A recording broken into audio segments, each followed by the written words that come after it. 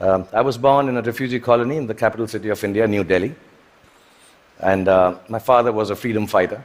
My mother was, well, just a fighter like mothers are. And much like the original Homo sapiens, we struggled to survive.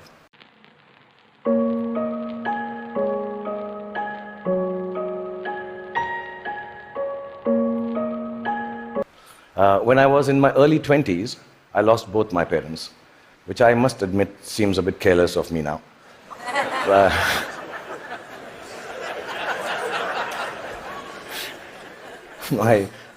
I do remember the night my father died, and I remember the driver of a neighbor who was driving us to the hospital.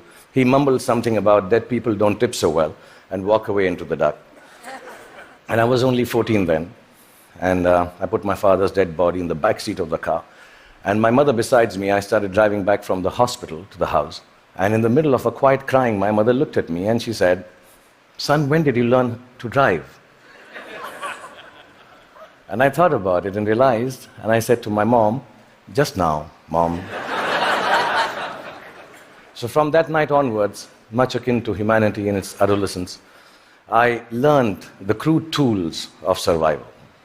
And the framework of life was very, very simple then, to be honest. I thought, you just ate what you got and did whatever you were told to do. I thought celiac was a vegetable, and vegan, of course, was Mr. Spock's lost comrade in Star Trek. You married the first girl that you dated, and you were a techie if you could fix the carburetor in your car. I really thought that gay was a sophisticated English word for happy. And lesbian, of course, was the capital of Portugal, as you all know. That was it. So we relied on systems created through the toil and sacrifice of generations before to protect us. And we felt that governments actually worked for our betterment. Science was simple and logical. Apple was still then just a fruit, owned by Eve first and then Newton, not by Steve Jobs. Till then, it was... And Eureka is what you screamed when you wanted to run naked on the streets. You went wherever life took you for work, and people were mostly welcoming of you. Migration was a term then still reserved for Siberian cranes, not human beings. Most importantly, you were who you were, and you said what you thought. Then in my late 20s, I shifted to the sprawling metropolis of Mumbai, and my framework, like the newly industrialized aspirational humanity, began to alter. In the urban rush for a new, more embellished survival, things started to look a little different. I met people who had descended from all over the world. Faces, races, genders, moneylenders. Definitions became more and more fluid. Work began to define you at that time in an overwhelmingly equalizing manner. And all the systems started to feel less reliable to me, almost too thick to hold on to the diversity of mankind and the human need to progress and grow. Ideas were flowing with more freedom and speed, and I experienced the miracle of human innovation and cooperation. And my own creativity, when supported by the resourcefulness of this collective endeavor, catapulted me into superstardom. I started to feel that I had arrived. And generally, by the time I was 40, I was really, really flying. I was all over the place. I'd done 50 films by then, and 200 songs. And I'd been knighted by the Malaysians. I'd been given the highest civil honor by the French government, the title of which, for the life of me, I can't pronounce even till now. So I'm sorry, France, and thank you, France, for doing that. But much bigger than that, I got to meet Angelina Jolie, yeah. For 2.5 seconds. And I'm sure she also remembers that encounter somewhere. Okay, maybe not. And I sat next to Hannah Montana on a round dinner table with her back towards me most of the time. Like I said, I was flying from Miley to Jolie. And humanity was soaring with me. We were both pretty much flying off the handle, actually. And then you all know what happened. The internet happened. I was in my late 40s, and I started tweeting like a canary in a birdcage. And assuming that, people who will peer into my world will admire it for the miracle I believed it to be. But something else awaited me and humanity. We had expected an expansion of ideas and dreams with the enhanced connectivity of the world. We had not bargained for the village-like enclosure of thought, of judgment, of definition that flowed from the same place that freedom and revolution was taking place in. Everything I said took a new meaning. Everything I did, good, bad, ugly, was there for the world to comment upon and judge. As a matter of fact, everything I didn't say or do also met with the same fate. 4 years ago, my lovely wife, Gauri, and me decided to have a third child.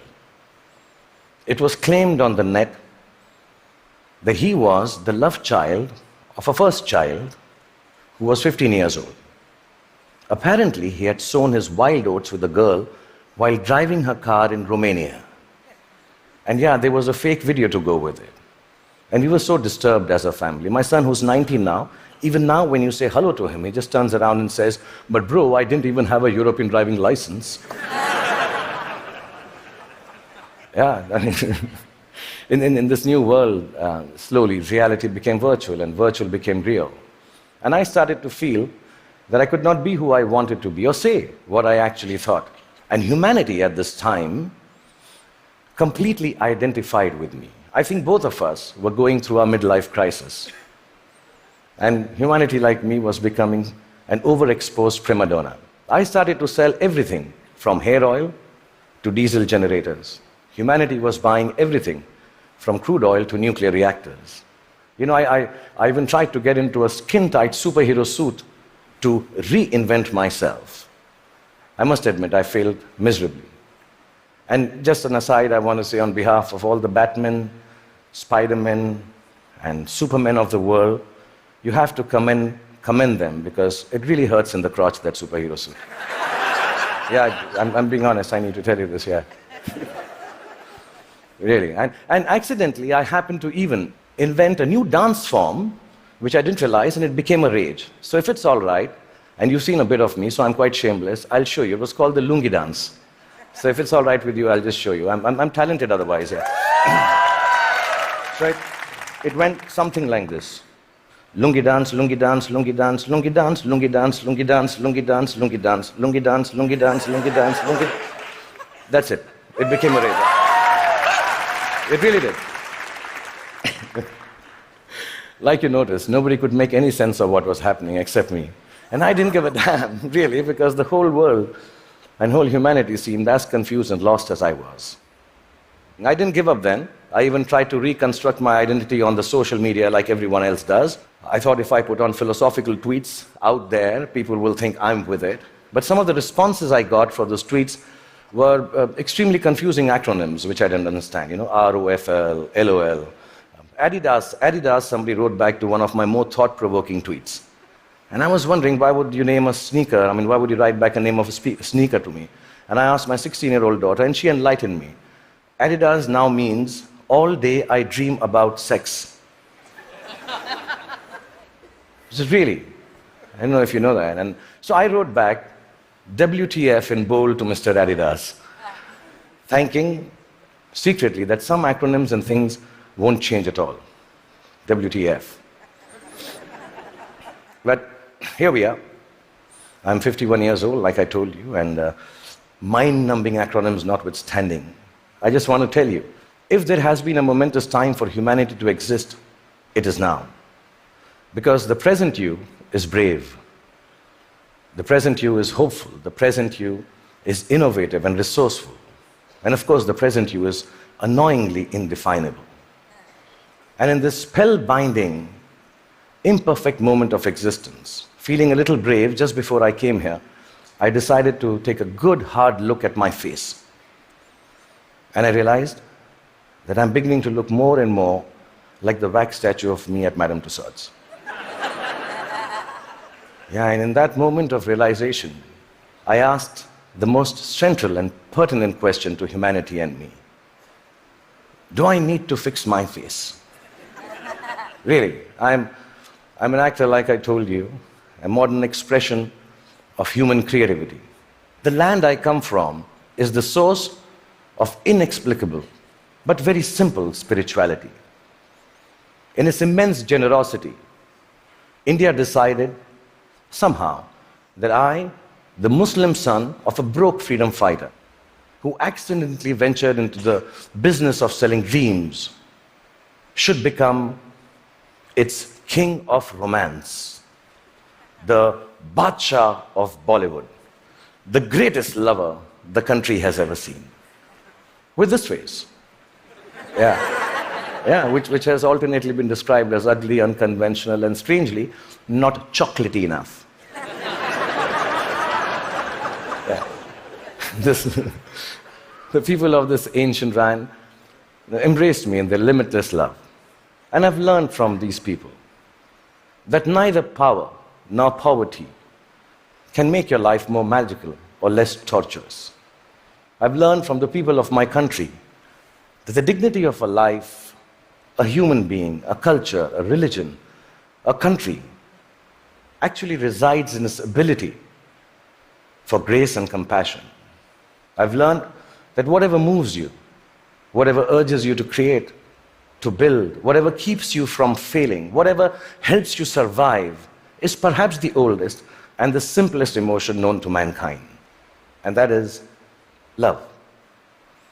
A mystic poet from my land famously wrote, "Pothi padi padi jug bhaya, pandit bhaya na koi.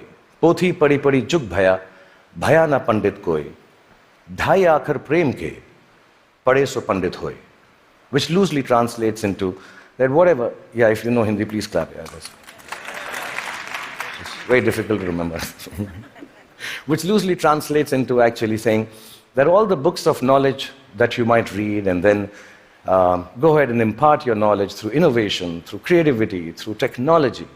But mankind will never be the wiser about its future unless it is coupled with a sense of love and compassion for their fellow beings. The 2.5 alphabets which form the word prem, which means love, if you're able to understand that and practice it, that itself is enough to enlighten mankind. So I truly believe the future you has to be a you that loves. Otherwise, it will cease to flourish. It will perish in its own self-absorption. So you may use your power to build walls and keep people outside. Or you may use it to break barriers and welcome them in. You may use your faith to make people afraid and terrify them into submission. Or you can use it to give courage to people so they rise to the greatest heights of enlightenment. You can use your energy to build nuclear bombs and spread the darkness of destruction, or you can use it to spread the joy of light to millions. You may filthy up your oceans callously and cut down all the forests. You can destroy their ecology or tend to them with love and regenerate life from their waters and trees. You may land on Mars and build armed citadels. Or you may look for life forms and species to learn from and respect. And you can use all the monies that we all have earned to wage futile wars and give guns in the hands of little children to kill each other with. Or you can use it to make more food to fill their stomachs with. My country has taught me the capacity for a human being to love is akin to godliness. It shines forth in a world, which civilization, I think, already has tampered too much with. In the last few days, the talks here, the wonderful people coming and showing their talent, talking about individual achievements, the innovation, the technology, the sciences, the knowledge we are gaining by being here in the presence of TED Talks and all of you, are reasons enough for us to celebrate the future us. But within that celebration, the quest to cultivate our capacity for love and compassion has to assert itself just as equally. So I believe the future you is an infinite you. It's called a chakra in India, like a circle. It ends where it begins from to complete itself. A you that perceives time and space differently, understands both. Your unimaginable and fantastic importance and your complete unimportance in the larger context of the universe. A you that returns back to the original innocence of humanity, which loves from the purity of heart, which sees from the eyes of truth, which dreams with the untampered, which dreams from the clarity of an untampered mind. The future you has to be like an aging movie star who has been made to believe that there is a possibility of a world which is completely, wholly, self-obsessively in love with itself. A world, really, it has to be a you to create a world which is its own best lover. That, I believe, ladies and gentlemen, should be the future you. Thank you very much.